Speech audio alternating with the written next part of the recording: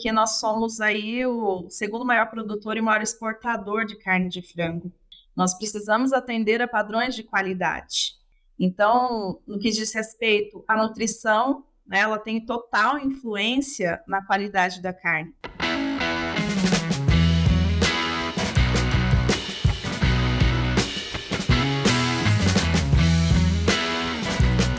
Bom dia, boa tarde, boa noite, aonde quer que você esteja hoje nos escutando nesse podcast Aviário, mais um deles. Hoje nós temos duas mulheres extraordinárias aqui com a gente, nós temos a professora Cláudia, nós temos a Vivian.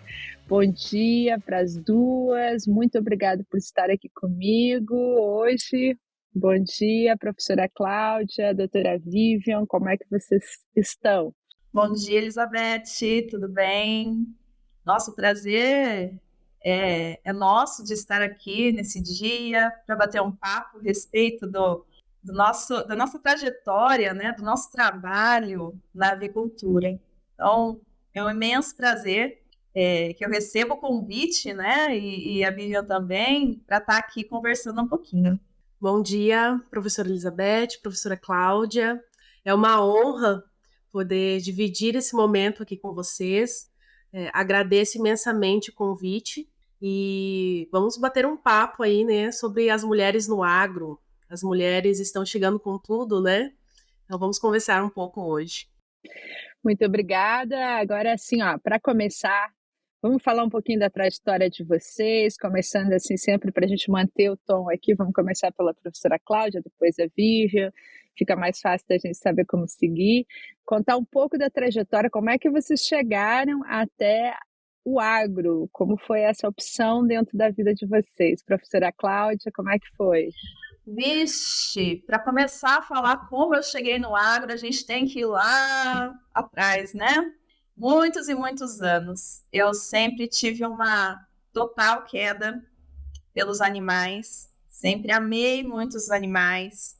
E a escolha para mim do meu curso de formação foi algo orgânico, né? Então, eu escolhi pela medicina veterinária, eu nem sei com quantos anos de idade, mas ainda quando criança, pelo amor que eu tinha pelos animais, né? Então, na minha trajetória, enfim, eu já sabia o que eu queria percorrer.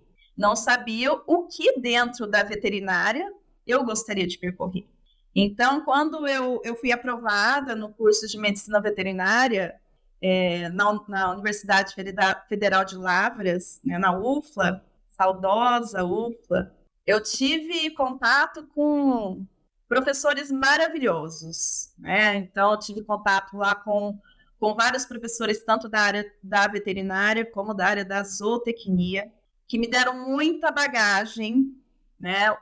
Me deram uma dimensão do que era o curso e do que era essa área de produção e nutrição animal.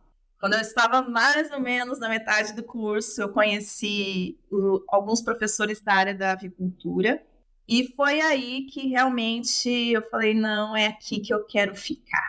Né? Então, eu comecei a trilhar a área da avicultura lá na metade da minha graduação. E terminando o curso de medicina veterinária, eu fui para a Unesp de Botucatu, conheci o professor Ariel Mendes, que foi meu orientador de mestrado, né, da minha dissertação.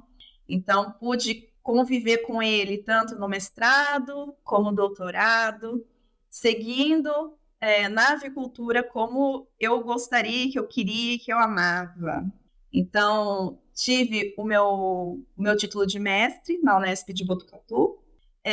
O meu doutorado foi logo em seguida também sobre a orientação do professor Ariel. E esse doutorado ele me proporcionou um doutorado sanduíche. Então, eu pude ir para a Universidade de Arkansas. Fiquei lá por um período de 7 meses, sob supervisão da professora Casey Owens, trabalhando ainda, né, com algo que eu pesquisava na época. Então, foi algo surreal, surpreendente, foi uma vivência muito boa. Retornando para o Brasil, isso foi em 2009, eu retornei para o Brasil, já engatei num pós-doutorado, também sob supervisão do professor Ariel, lá na Unesp de Botucatu.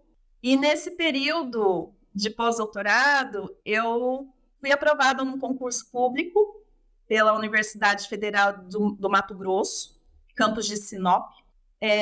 Lá eu fiquei lotada no curso de zootecnia e permaneci por lá durante 5 anos, né, ministrando aula para o curso de zootecnia, para o curso de medicina veterinária, para o curso de agronomia nas disciplinas relacionadas à avicultura. Também ingressei logo na minha chegada na pós-graduação em zootecnia, então já comecei minhas primeiras orientações agora como orientadora, né? E em 2016, após 5 anos na UFMT, eu vim para o UFGD, né? Então hoje eu sou lotada no curso de zootecnia da UFGD, da Faculdade de Ciências Agrárias aqui da Universidade Federal da Grande Dourados, e desde a minha chegada também estou no programa de pós-graduação em zootecnia, na qual eu oriento aí mestrandos e doutorandos. Então, essa minha trajetória, nunca saí da avicultura desde a graduação, né? É uma área que eu amo, é uma área que faz meus olhos brilharem, né? Lecionar sobre nutrição, sobre produção, e a pesquisa, né, fazem os meus olhos brilharem. Então, é o que me move, aí é o que me faz muito feliz. Muito legal. E a Vivian, ela é sua orientanda, né, de doutorado, já defendeu. Vivian, me conta agora de você, como é que você chegou à conclusão que você ia trabalhar no agro e também aí até chegar junto com a professora Cláudia, e depois a gente já vai entrar na parte legal de saber o que vocês estão fazendo aí nessa universidade, que coisa boa, de resultados bons que vocês estão tirando aí das pesquisas de vocês. Vivian. Bom, eu sempre tive a certeza de que eu queria ir para a área da biologia, né? Sempre gostei muito da área da biologia. E a zootecnia, ela surgiu na minha vida através de uma amiga que cursava ali no ensino médio. Ela vinha de uma cidade em que tinha o curso de zootecnia, que era Aquidauana, aqui no Mato Grosso do Sul, e ela me apresentou o curso. Foi quando eu prestei, né, o vestibular, aos 17 anos, né, eu prestei o vestibular e vim para o UFGD, né? Na época, os vestibulares eram independentes, né? Fiz tanto para Aquidauana quanto para Dourados, aqui no UFGD. E Aquidauana é o campus da UEMS, né? Fui aprovada nos 2 vestibulares, mas escolhi vir para Dourados. Na avicultura, sempre foi muito fácil para mim. Conheci logo ali no início do curso o professor Rodrigo, né? Rodrigo Garófalo. O professor Rodrigo sempre muito acolhedor, né? Trabalhei com ele como voluntária no grupo de pesquisa em avicultura aqui na UFGD, a partir do 2º ano da graduação.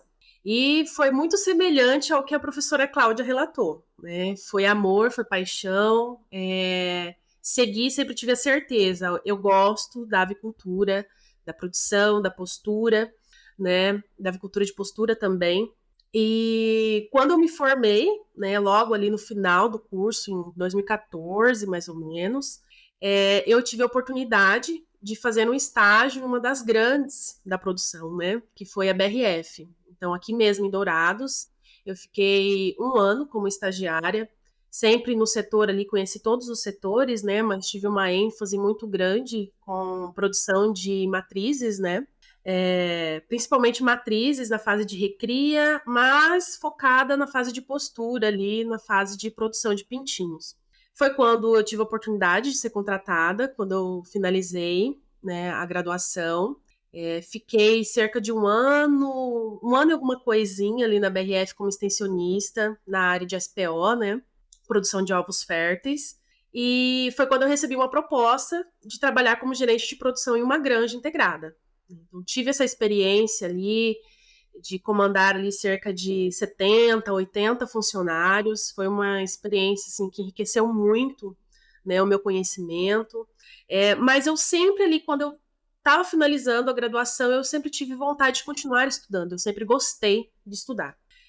Foi em 2018, eu resolvi prestar o mestrado, estavam com as inscrições abertas aqui no FGD. Foi o ano que eu tive, né, a sorte, a felicidade de encontrar a professora Cláudia. Quando eu saí, a professora Cláudia ainda não tinha chegado, né? Então, conheci a professora Cláudia em 2018, fiz o mestrado com ela. Em 2020, continuamos no doutorado, né? Esse ano, há mais ou menos uns 15 dias, eu defendi o doutorado, sob orientação da professora Cláudia, e sempre trabalhando com frango de corte, né? E ela me ensinou, essa paixão que ela tem pela nutrição, foi ela quem me passou. Ela sempre teve esse amor por ensinar, por estudar a nutrição, e foi com ela que eu conheci a nutrição em si, porque sempre foi muito foco de produção, né? Vamos trabalhar com produção de frango de corte, de ovos, e a nutrição realmente quem me apresentou foi ela, né? Então conduzimos aí essas pesquisas ao longo desses 6 anos, né, professora Cláudia, juntas, e agora estamos aí nos trâmites e nos preparativos para iniciar o pós-doutorado. Em busca do ambiente ideal para sua produção, a Aquece oferece aquecimento especializado, totalmente automático para a produção animal, garantindo distribuição uniforme de calor. Mais de 12 anos entregando soluções eficientes em todo o Brasil. E me diz uma coisa, a área de pesquisa de vocês é a área de qualidade de carne, né? Não é a nutrição em si, mas a nutrição voltada para a qualidade de carne. Vocês olham que eu dou para os animais para que eu tenha uma qualidade de carne melhor, ou o que interfere qualidade de carne. Como é que está essa área de qualidade de carne? Como que o mercado está vendo essa área? Agora vocês podem intercalar aí quem quer responder antes ou depois, porque até pouco tempo assim a gente pensava, gente, eu quero saber conversão alimentar, eu entrego meu frango com aquela conversão alimentar e está tudo bem. E de repente a gente está falando em qualidade de carne. Como o mercado está considerando isso um fator importante mesmo? Na minha opinião, com certeza, porque nós somos aí o segundo maior produtor e maior exportador de carne de frango. Nós precisamos atender a padrões de qualidade.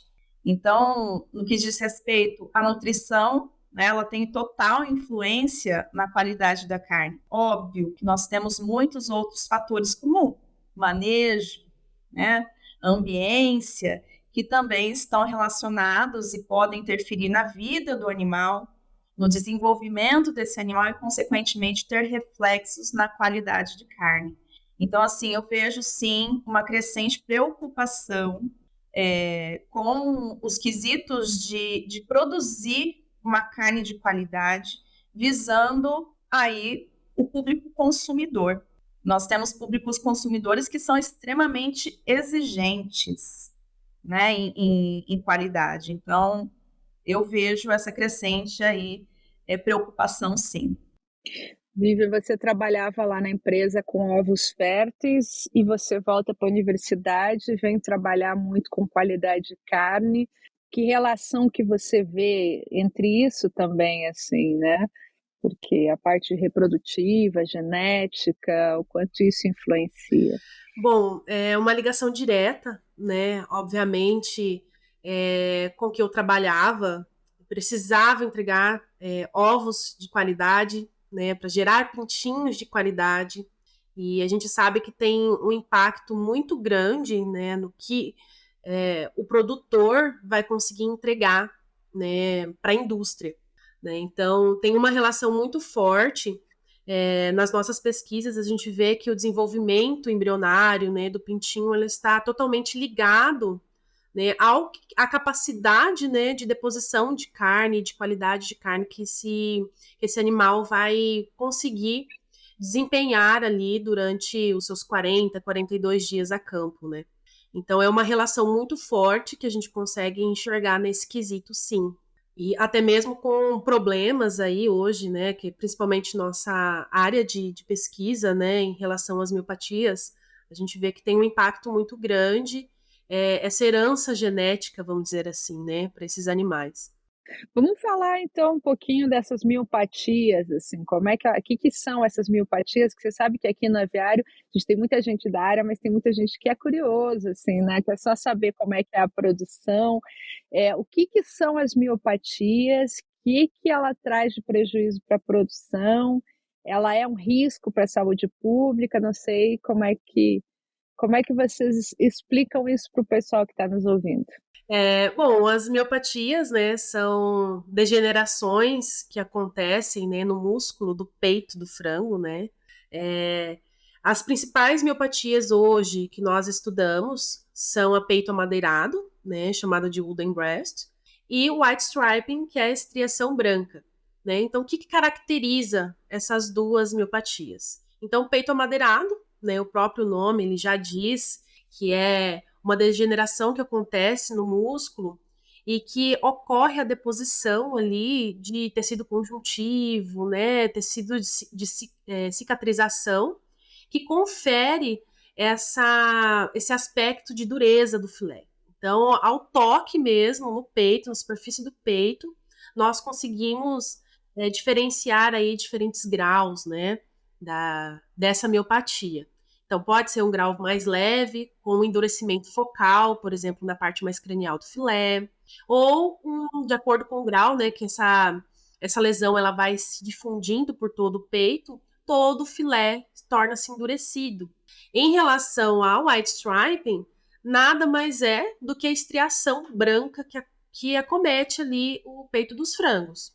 Então, ao visualizar o filé, nós conseguimos encontrar e visualizar umas estrias brancas, muitas vezes bem fininhas, né, entre as fibras musculares, ela acompanha bem a fibra muscular, e dependendo também do seu grau de acometimento, essas estrias elas começam a ficar mais grossinhas, né, que a gente chama aí de um grau mais severo. Então, basicamente, são essas as miopatias que nós estudamos hoje, né, e não apresentam nenhum risco de saúde pública, porque não tem nenhum patógeno ligado ao desenvolvimento dessas miopatias, muito pelo contrário, né? O próprio desenvolvimento, o aparecimento delas está ligada principalmente ao desenvolvimento acelerado do músculo do peito do frango. Hoje nós sabemos aí que o abate acontece cerca de 40, 42 dias. Então, esse crescimento acelerado traz alguns problemas aí no desenvolvimento da carne, né, do músculo em si.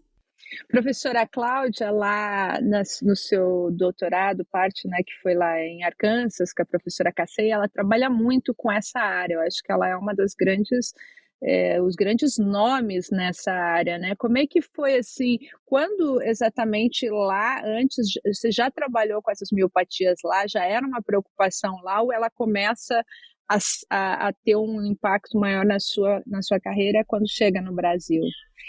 Olha, eu tive a oportunidade de estar na universidade junto com a professora Casey em 2008.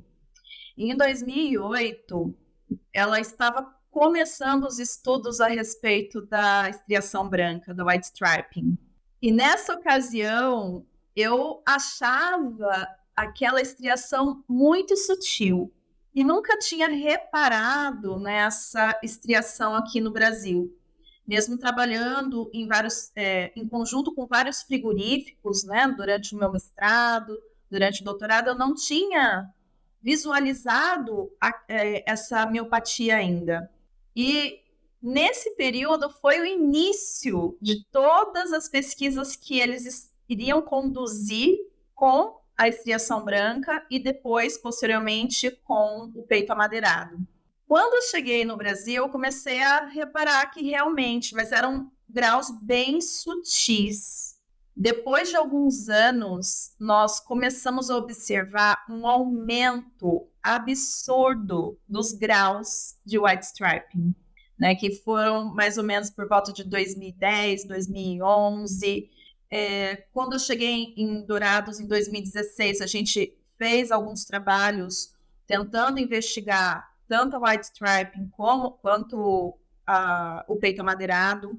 E aí sim, a gente conseguiu ver uma evolução dessas miopatias, né? Então, hoje o que a gente repara? Também os primeiros relatos da white striping datam lá de 2009, né? Segundo os artigos, o primeiro relato foi em 2009, a descrição feita pela equipe, né? Da professora Owens. E nós vimos que aumentou muito os graus de white striping, mas que nos últimos anos esses graus começaram a ficar mais sutis, né? Então, se a gente pegar de 2009 para cá, nós temos aí praticamente 15 anos, né? Então, muita coisa aconteceu nesse meio tempo. Como a Vivian disse, ela pontuou que existe uma herança genética e foi comprovado que a white stripe ela tem uma herdabilidade alta. Então, durante esses 15 anos, muita coisa foi feita em termos, nós acreditamos, né, da seleção genética das novas linhagens que possibilitaram a redução da white striping. Mas o que a gente conseguiu ver a partir disso foi que a gente teve um aumento da incidência do peito amadeirado nos últimos anos. Quer dizer, são duas miopatias diferentes, né? Uma é uma estria branca, a outra, esse peito amadeirado, seria uma cor mais escura, mais que acontece ali no peito. E assim, Vivian, quais são os fatores que fazem isso aparecer? Elas são fatores diferentes ou cada uma delas tem um fator específico? É possível definir esse fator? Quais seriam as causas dessas miopatias? Hoje, na literatura, né, nós encontramos aí várias hipóteses, né, mas ainda não tem um martelo batido. Nossa, esse é o efeito causal, né? Os estudos indicam que o principal efeito, né, é o crescimento acelerado do músculo do peito, né, que leva aí, como ele em grande volume, né, a vascularização, né, os vasos sanguíneos, eles não comportam, não acompanham esse crescimento muscular. E isso leva a um estado de hipóxia do tecido. Então, falta oxigênio para remoção de alguns metabólitos ali que devem ser removidos, levar nutrientes para o desenvolvimento desse tecido, certo? E isso acontece principalmente o estresse oxidativo. Então, tem um acúmulo ali de radicais livres, né? Então, nós sabemos que a produção de radicais livres, ela é totalmente natural, né, do tecido, do músculo, né, oriundo aí da respiração celular, certo? Então, o acúmulo, essa falta de vascularização leva a esse acúmulo ali de radicais livres, levando a um estresse oxidativo. Então, essa é uma das hipóteses, né, mais aceitas hoje pela comunidade científica. Lógico que existem fatores genéticos, né? Então, não existe um gene, por exemplo, que é responsável pela expressão de alguma dessas miopatias, e sim, são multigenes, né? É uma herança poligênica que ocasiona aí o aparecimento dessas miopatias. Então, não existe um único efeito, né? Então, nós levantamos aí a hipótese, até nas nossas pesquisas, rodas de conversa, de pesquisa, de que talvez uma miopatia seja a consequência da outra, né? Então, o primeiro aparecimento ali de white striping, depois a gente vem com o acometimento de Uden-Breast, e existe ainda uma terceira miopatia peitoral ali chamada peito espaguete, que nada mais é de quando o peito ele perde a coesão, né? O músculo ele perde a sua coesão e ele aparenta uma desfiação, como se o músculo se desfiasse, né? Como se estivesse cozido, mas o peito no filé cru a gente consegue observar ainda esse tipo de lesão. E a gente consegue observar que isso aparece principalmente quando tem um grau mais severo de Uden-Breast, de white striping, por exemplo, né? Mas vale a pena pontuar, como a professora Cláudia já disse, né? Nós observamos muito a diminuição da severidade das miopatias, principalmente o white striping, né? Nós observamos aí, vamos falar que eu estou nessa área da pesquisa desde 2018, e até hoje tem muita diferença em relação à severidade, principalmente da estriação, né? É difícil encontrarmos aí uma estria um grau tão severo da estria. Porém, já o Uden-Breast, a gente consegue observar os graus severos, sim. até com petecas hemorrágicas, né? Que causa ali um aspecto bem repugnante dessa parte tão nobre do frango de corte, né? Então, professora Cláudia, como que, se essa doença ela não tem um efeito sobre o perigo para quem consome, não está transmitindo uma infecção, uma contaminação, por que a gente está tão preocupado com essas miopatias? Qual é o prejuízo que ela traz? Bom, recapitulando um pouquinho o que a Vivian disse, né? Existem algumas miopatias, que elas são aquelas que realmente podem causar um prejuízo na qualidade, e nós precisamos prezar pela qualidade do produto que vai ser entregue para o consumidor. Em virtude disso, a miopatia que nos causa maior preocupação, né, é o peito amadeirado, né, a Wooden Breast. Ela sim, né, que tem graus mais variados, e a gente tem acompanhado aí a evolução da severidade dessa miopatia. E nós temos as diretrizes pelo mapa de o que tem que ser condenado e o que pode ser aproveitado. Então, dentro dessas diretrizes do Ministério da Agricultura, nós temos aí que o peito amadeirado, em graus severos, que é aquele que é mais extensivamente acometido, né? Ele tem uma dureza maior e difusa no músculo peitoral maior, ele deve ser descartado, né? Ele não deve ser aproveitado, por conta do aspecto que essa miopatia causa no peito. Então, como principal prejuízo que se tem é o econômico, né, pelo descarte desses graus mais severos da miopatia do peito amadeirado. Então, essas miopatias, elas trazem esse problema de condenação no abatedouro, mas, assim, na prática, o que isso causa, assim, no processamento? Esse peito vai ficar duro durante a cocção? Na prática, como é que o consumidor vai ver isso?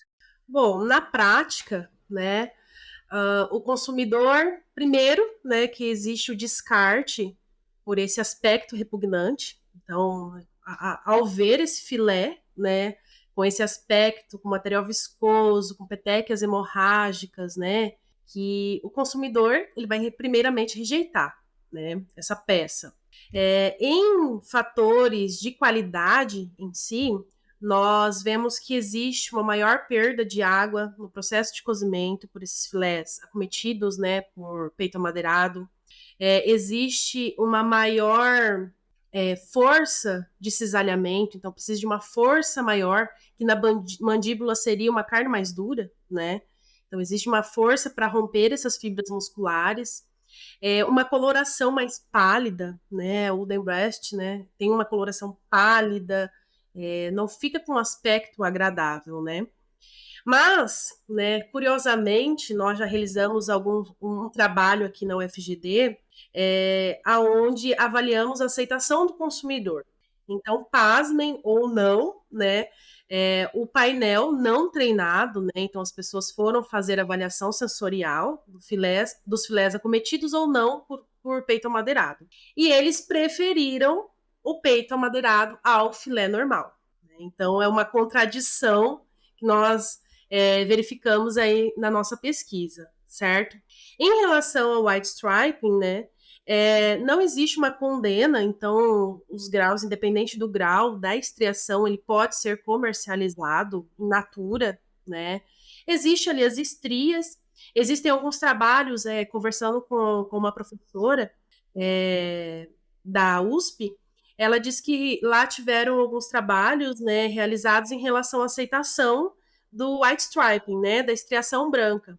Então, os consumidores, eles preferiram o músculo com estriação branca por associar ao marmoreio, né? Então, o pessoal da bovinocultura, né, fala que é uma heresia, né, compararmos um white striping com o marmoreio, mas os consumidores preferiram esse tipo de carne, né? E um estudo também realizado pela Universidade de Paraíba, eles mostram também que os consumidores, ao ofertar esse filé, por exemplo, olha, mostrei o filé normal e com white striping. Após eles saberem que é uma degeneração do tecido muscular, eles rejeitam, né? Sabendo a causa do que aquilo foi rejeitado. Mas as pessoas que ainda aceitaram consumir esse filé preferiram o white striping ao peito normal, né? Então existe essa percepção pelo consumidor que acaba sendo um pouco particular, né? E voltando novamente ao Wooden Breast, nós observamos essas perdas, né, no frigorífico, na indústria, justamente por esse descarte da parte mais nobre do frango, né? E além disso, os graus mais leves ali precisam ser essa região que tem essa lesão mais característica de peito amadeirado, ela precisa ser refilada, né? Então passa-se pelo refile, precisa cortar o peito e ele pode ser direcionado para o processo de embutido, de industrializados de forma geral. E já o filé, quando ele é inteiramente, né, condenado, ele vai para a farinheira, né, para a garacharia. Então, por isso que nós temos essa perda. Primeiro, graus mais leves, porque precisa refilar o peito, né? Então, para vender numa bandeja, por exemplo, já é complicado, precisa ir para um embutido.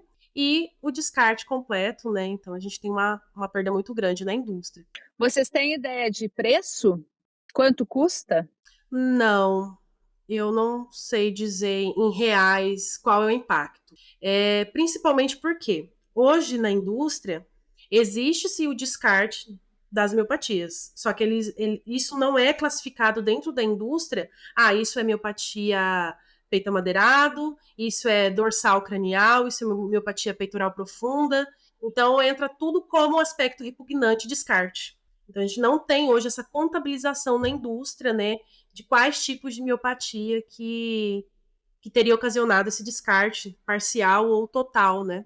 Mas na prática, o que significa é que você está colocando um frango com 2,5 kg, ele tem 70% disso que é carcaça, porque o resto vai ser perdido, e desses 70%, uma parte não vai chegar no consumidor porque vai ser rejeitada, né? Então, é um prejuízo muito grande depois que o frango já está pronto, né? O que é pior, porque você já fez todo o processo e perde ele lá no...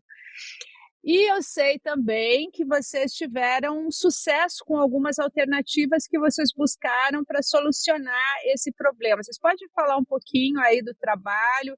Talvez assim eu ia começar com a professora Cláudia dizendo como é que veio essa ideia na cabeça, aí entrando a participação da Vivian, contando para a gente um pouco dos resultados que vocês tiveram nessa pesquisa. Então, buscando aí a continuação do trabalho, né, com miopatias, que vem desde de outros orientados e que a Vivian também abraçou com unhas e dentes, né, Vivian, essa temática. Nós queríamos tentar mitigar os efeitos da miopatia, principalmente ou mitigar ou reduzir a severidade, principalmente visando a legislação em que a indústria precisa descartar os graus mais severos dessa miopatia, seja por refilho, ou seja, se totalmente acometido o filé ou o peito integral.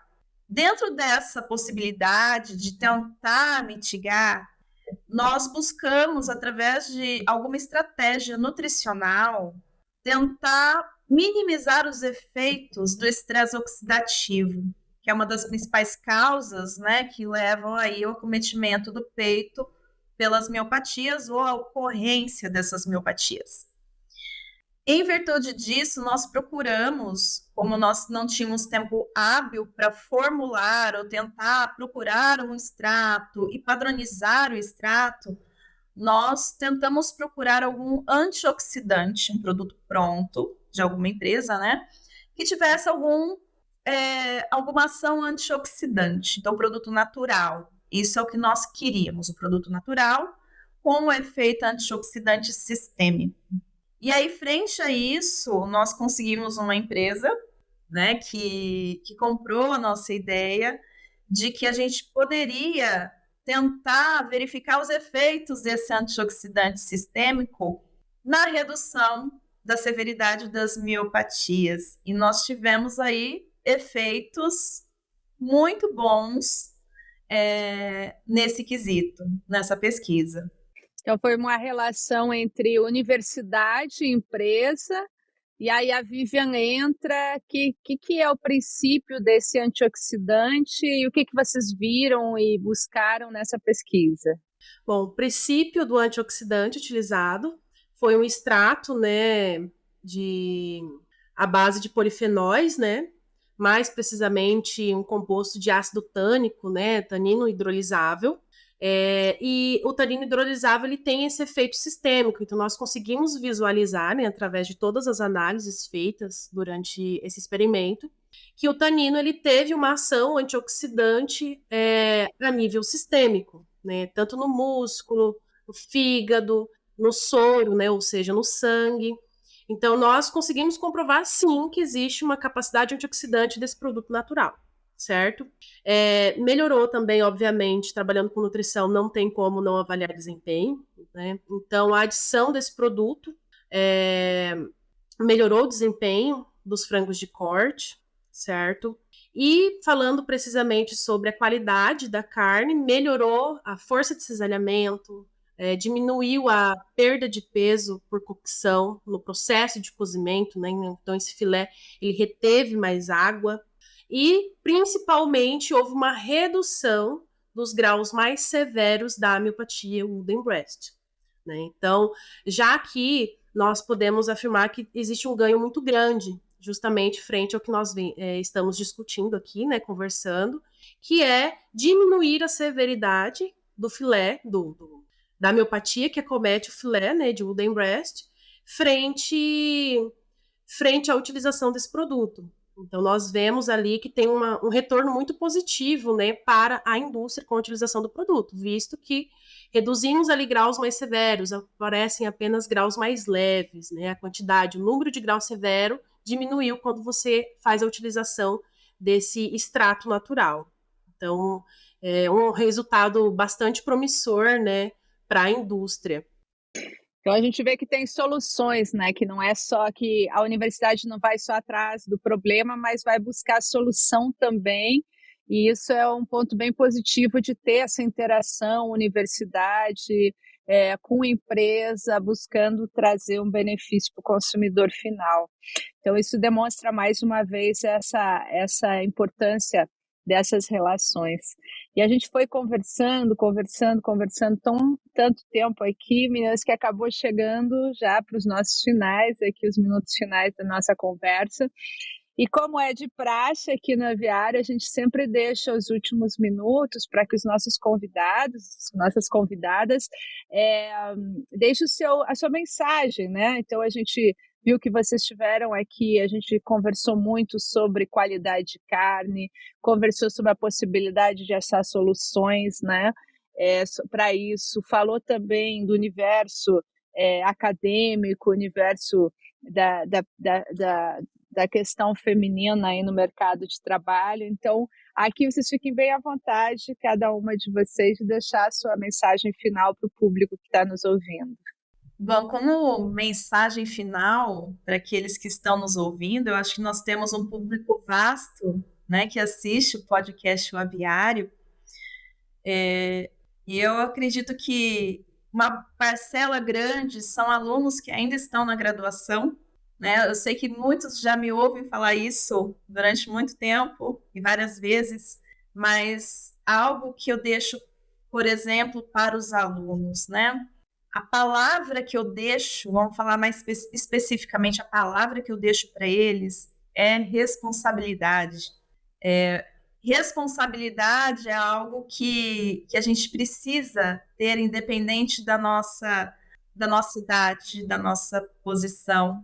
Porque dependendo da responsabilidade com qual eles trabalham, eles se dediquem, né, ao que foi proposto, o futuro está aí, né? O futuro está aí, nós precisamos de profissionais, a indústria precisa de profissionais, né? A avicultura precisa de bons profissionais e profissionais responsáveis. Então, se tiver que deixar uma palavra para os nossos alunos aí que estão na área de agrárias, responsabilidade. Tenham responsabilidade para aquilo que vocês assumem. Professora Cláudia, antes de passar para a Vivian, eu queria só falar porque você começa dizendo que você foi estudar veterinária porque amava os animais e foi estudar qualidade de carne, produção.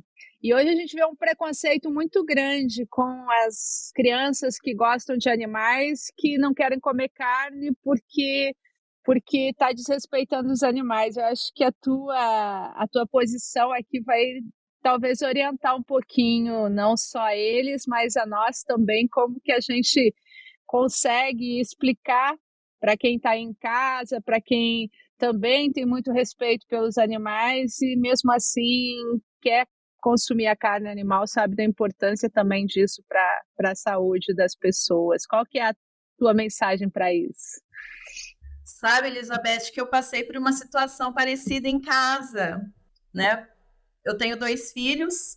Hoje, o mais velho está com 10 anos, o mais novo está com 7. E teve uma fase da vida, principalmente do meu filho mais velho, que ele entendeu de onde vem a carne que nós consumimos e que eles amam consumir, né? E foi um desafio para mim enfrentar dentro de casa um serzinho, filho, né, o meu filho, que eu trabalho com produção animal, e que estava se recusando a comer carne por conta desse respeito que ele tinha com os animais. Mas eu tive que contornar a situação, ensinar de um jeito bem mais didático, pontual para ele, que apesar de a gente produzir o animal para consumo, nós utilizamos de vários preceitos do bem-estar e respeitando o animal, para que o destino dele se complete como alimento. Então, eu passei por isso aqui em casa, foi um desafio, né? E eu acredito que muitas mães devam passar por esse processo também, de tentar passar esses conceitos. E às vezes alguns pais têm maior dificuldade no entendimento, e nós temos um entendimento maior da cadeia de produção de alimentos. Então, é calma, é procurar conhecimento de como que os animais que estão hoje servidos como alimentos, né? Ele foi criado, foi manuseado, né, para estar hoje como o nosso alimento. Então, essa é a mensagem. Mensagem boa, porque vem de quem viveu e sabe do que está falando. Obrigada, professora Cláudia. Vivian, qual que é a tua mensagem para nós aqui? Bom, a mensagem, né, aproveitar o espaço. Primeiramente, gostaria já de agradecer novamente, né, professora Elizabeth, pelo convite. E deixar uma mensagem, principalmente vamos dizer assim, para o meu público, né, de pós-graduação. Muitas vezes, né, enquanto pós-graduandos, nós nos colocamos como meros estudantes, né, mas deixar aqui a mensagem de que nós precisamos desmistificar isso, né. Nós somos profissionais da pesquisa, que somos profissionais formados em fase, sim, de aprendizado, até mesmo porque o aprendizado ele é constante em nossa vida, né? Não tem como escapar disso, qual que seja a área de atuação que nós tenhamos, né? E dizer que devemos sempre executar tudo com rigor ético, com rigor científico, e que existe uma ligação, né, através aí principalmente desse desenvolvimento de doutorado, eu tiro que existe uma ligação muito próxima e que existe esse feedback positivo entre a instituição privada, né, entre as empresas e entre a universidade. Então, nós nos complementamos, né, e que existe sim um trabalho, não é porque eu terminei o doutorado, para onde eu vou correr, o que eu vou fazer, sou mais um desempregado. Nós somos profissionais qualificados e as empresas estão de portas abertas, sim, desde que nós tenhamos responsabilidade. né? Que é justamente o que a professora Cláudia começou dizendo no início, né? Responsabilidade e sempre fazer tudo com muito capricho. Então essa é a mensagem que eu gostaria de deixar aqui. São duas mensagens ótimas aí, né? Responsabilidade, fazer com capricho, dedicação, né? Somos dedicados àquilo que a gente faz. Então, muito obrigada por vocês darem esse tempo aqui para a gente do Aviário. Obrigada a vocês que estão nos escutando e continuem com o Aviário, continuem nos escutando os próximos episódios aí. Um abraço.